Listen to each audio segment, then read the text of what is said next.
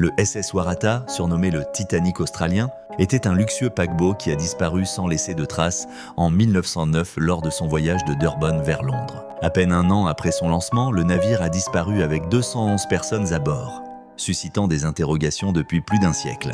Construit en 1908, le Waratah était considéré comme sûr et moderne, mais sa disparition soudaine a plongé les experts maritimes dans le doute. Son dernier voyage a été marqué par des inquiétudes concernant sa stabilité, surtout après que l'ingénieur Claude G. Sawyer a exprimé des craintes sur son comportement en mer. Ce dernier a même décidé de ne pas continuer le voyage, ce qui a ajouté un mystère supplémentaire à l'histoire.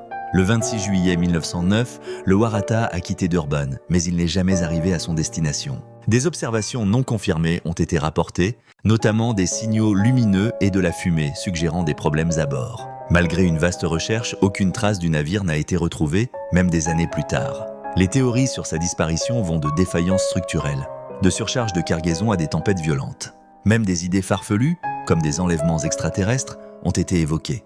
Des expéditions ont eu lieu pour retrouver l'épave, mais aucune n'a abouti, laissant le sort du SS Waratah dans le flou. Aujourd'hui, le mystère du Waratah reste l'un des plus grands secrets de la mer, témoignant des dangers de l'océan et des limites de la technologie maritime du début du XXe siècle. Sa légende perdure, alimentant l'imaginaire maritime où se mêlent croyances, prémonitions et bien sûr chasse au trésor. 7500 lingots avaient été chargés juste avant.